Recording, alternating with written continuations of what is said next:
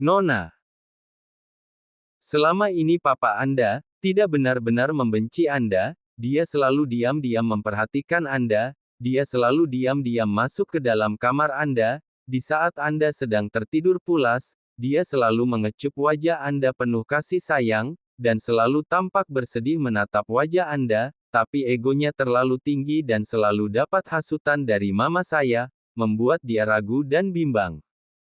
Tutur Galang. Tentu saja ucapan galang itu membuat Sahira kaget dan menatap papanya yang duduk salah tingkah karena ucapan galang itu. Ais, anak ini. Gerutu Pak Bram seperti maling yang tertangkap basah. Nggak usah malu, Tuan. Anak Anda memang harus tahu tentang ini. Keke Rega yang melihat wajah Pak Bram yang salah tingkah. Hais, kau terlalu banyak bicara.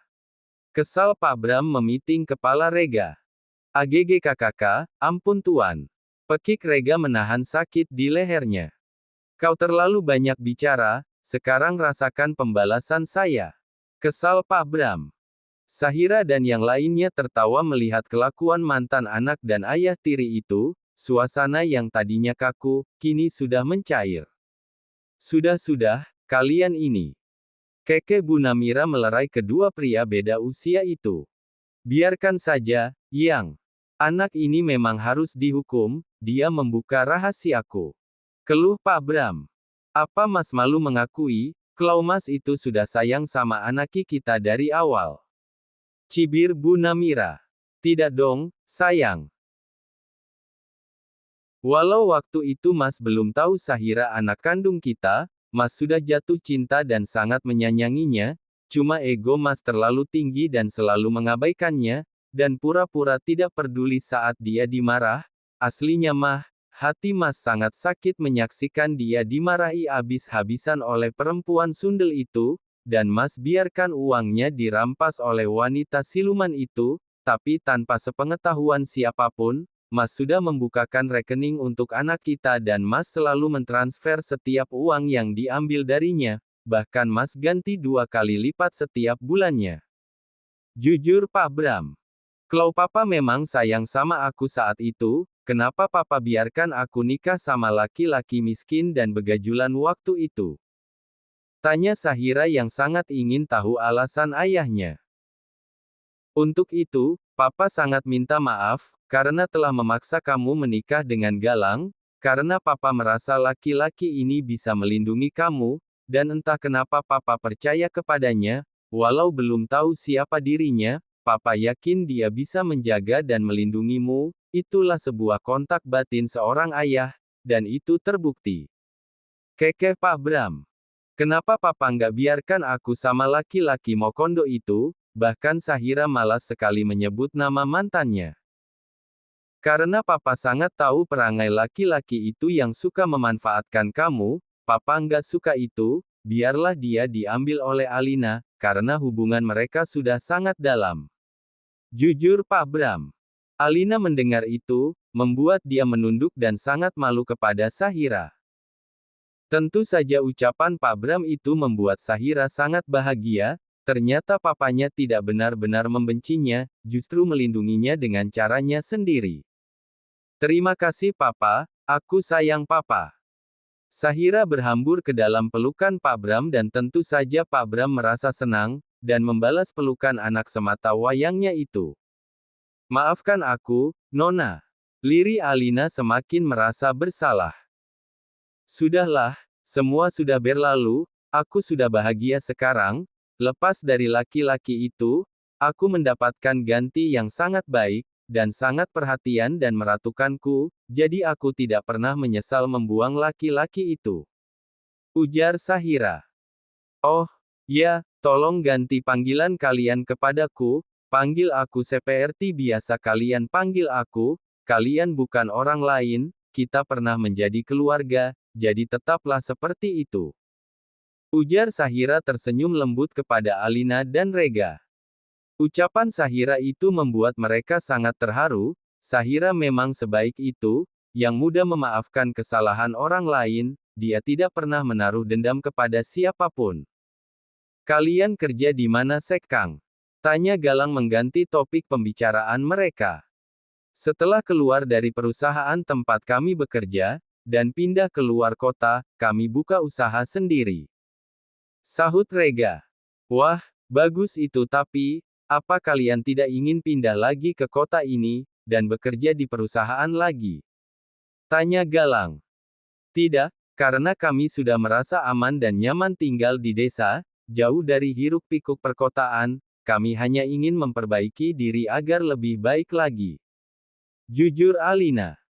Kalau kalian berubah pikiran, kalian hubungi saja saya tahu kalian sangat berpotensi dan cakap dalam pekerjaan, saya akan menempatkan kalian di bagian yang kalian pahami. Ujar Galang. Terima kasih, atas tawaran Anda, Tuan. Tapi kami hanya ingin menghabiskan waktu kamu di desa saja. Tegas Rega. Baiklah, kalau itu mau kalian, tapi tawaran saya tetap berlalu kok. Ucap Galang. Apa kalian butuh tambahan modal? Kalau iya, Papa siap membantu kalian, anggap saja nafkah terakhir dari Papa. Ucap Pak Bram. Tidak, Tuan. Terima kasih, biarkan kami berusaha dengan usaha kami sendiri. Tolak Rega karena tidak enak untuk menerima bantuan dari Pak Bram. Terserah kalian sajalah, dasar keras kepala. Cibir Pak Bram. Hari yang ditunggu-tunggu oleh Pak Ben dan Arum pun datang juga. Hari ini mereka melaksakan hari pernikahan mereka di sebuah hotel berbintang. Tentu saja semua biaya ditanggung oleh Galang, karena Pak Ben bukan hanya asistennya, tapi juga sahabat baik yang sudah dianggap saudara. Selama Galang mengejar cintanya, Pak Ben lah yang selalu menghandle urusan perusahaan Galang itu. Begitupun dengan Arum, sahabat sejati Sahira, yang selalu ada untuk Sahira di setiap keadaan, baik suka maupun duka. Arum dan Wawan adalah orang pertama paling maju. Bagaimana tidak Galang memberikan pesta mewah untuk kedua orang itu, orang-orang yang sama penting dalam hidup dirinya dan juga sang istri. Selamat ya, akhirnya kalian bersatu juga, semoga Ryan cepat dapat teman. Ucap Sahira memeluk sahabatnya Arum. Selamat ya, bro. Semoga Samawa, gue nggak bisa ngasih apa-apa, cuma ini yang bisa gue kasih, dan juga rumah hunian baru untuk kalian, nggak jauh dari mansion gue, agar para istri kita nggak susah untuk bertemu. Keke Galang, yang memang sudah memikirkan sangat matang. Dia tahu istrinya hanya mempunyai sahabat cuma Arum, Wawan dan sekarang nambah satu orang lagi yaitu Tasya, dan istrinya pasti ingin selalu dekat dengan sahabatnya itu, maka dari itu Galang sengaja membelikan sebuah hunian yang dekat dengannya dan kedua sahabat istrinya itu, dan kebetulan pasangan mereka juga sahabatnya sendiri. Wih makasih banget loh ini, bro. Gue nggak ngangka lu bakal mengadakan pesta pernikahan gue di hotel berbintang gini, dan makasih udah memberi kado yang lumayan mahal buat gue dan istri. Ujar Pak Ben tulus. Pak Ben sangat tahu berapa harga sewa ballroom hotel itu per jamnya, dan juga rumah hunian di dekat rumah Galang juga bukanlah rumah murah, tapi rumah kalangan elit. Itu nggak seberapa dengan pengorbanan dan pengabdian lu di perusahaan, dan selalu ada buat gue saat gue terpuruk dan kehilangan arah lu tetap ada di sisi gue. Andai lu orang jahat, sudah pasti saat ini perusahaan gue sudah berpindah ke tangan lu, tapi lu nggak melakukan itu, justru lu melindungi perusahaan gue dari orang-orang yang ingin berbuat jahat kepada gue. Sudah tugas gue, karena Om sudah menitipkan lu sama gue, walau kita saat itu masih bocil, tapi buat gue Om berharap gue selalu berada di samping lu, sebagai lelaki sejati gue menepati janji gue sama Om Faris. Ujar Pak Ben menepuk bahu Galang dengan pelan. Ah, brengsek lu, nggak usah bikin melodeh. Ujar Galang memukul bahu Pak Ben, dia sedikit sesak kalau mengingat keluarganya. Apa nih, kenapa main pukul-pukul? Seru seseorang dari belakang. Wah, wanita barbar, lu udah sampai. Kekeh Pak Ben. Tasya hanya mendengus kesal, tentu saja dia sudah datang, bahkan saat akad tadi dia sudah ada, cuma belum menemui Ben, karena dia sibuk merias Arum dan Ben diruas oleh mua lainnya. Gue udah datang dari tadi kali, cuma gue di kamar bini lu, satu lagi. Jangan panggil gue wanita barbar. Kesal Tasya. Iya, sekarang kan sudah kalem, gara-gara dapat pasangan berondong. Goda Pak Ben. Sialan lu. Pekik Tasya. Dan ditertawakan oleh teman-temannya yang ada di panggung, lucu melihat wajah kesal Tasya itu. Lu kapan nyusul nih, nggak takut tuh sama umur, udah 25 teh loh, cibir Pak Ben. Cih, yang merasa muda, padahal kalian lebih tua 1 tahun dari gue. Sungut Tasya tidak terima. Hahaha. Teman-temannya kembali tertawa melihat dia orang itu.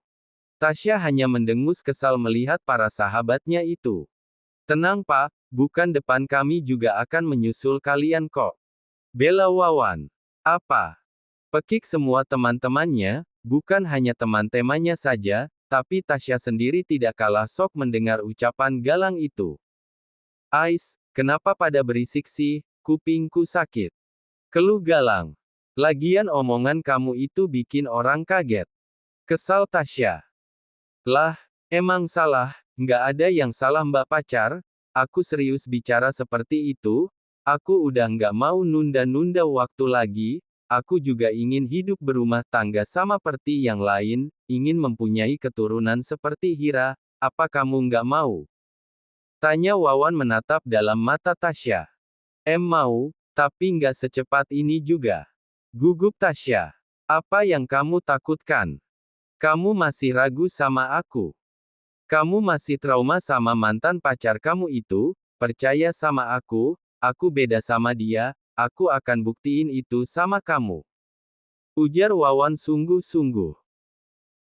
Wawan benar mbak, dia beda sama mantan mbak yang tikus gat itu, kami adalah saksi kesetiaan Wawan, demi menjaga kami berdua, dia rela menjomblo selama ini, tidak pernah dekat dengan wanita lain, dia takut saat dia berpacaran akan membuat cemburu pasangannya karena terlalu memperhatikan kami yang terlalu banyak dram hidup, dan dia selalu standby di setiap waktu kami butuhkan.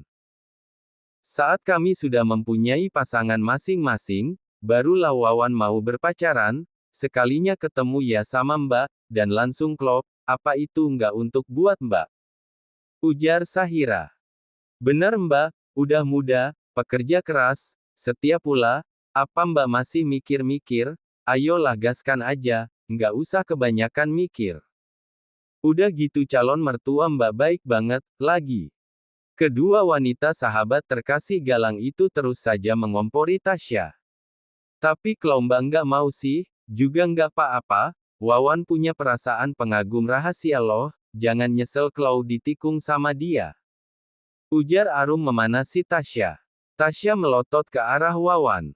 Apa? Tanya Wawan tersenyum tengil. Senang kamu dikagumi perempuan lain. Ketus Tasya. Ya, gimana ya, senang juga sih, berarti wanita itu matanya nggak katarak, masa cowok setampan ini nggak dilirik. Kekeh Wawan. Nyebelin. Kesal Tasya. Makanya, mau diajak nikah ya? Rayu Wawan. Astaga, ada gitu ngelamar cewek kayak gini, memang kamu itu agak lain dari yang lain. Kesal Tasya. Baiklah, 2 hari lagi aku akan datang bersama orang tuaku ke rumahmu, aku akan melamar kamu secara resmi, mbak pacar, kapan perlu langsung nikah? Ujar Wawan dengan senyum terkembang di bibirnya dan matanya berbinar ceria. Tentu saja Tasya menjadi gugup dan tidak tahu mau ngomong apa, berondong satu ini memang sedikit nekat, dan sialnya dia tidak pernah bisa menang darinya, Tasya selalu luluh dengan setiap tingkah Wawan itu. Yes. Kawin, ada yang mau kawin lagi. Sorak galang sambil bernyanyi. Hahaha. Bersambung.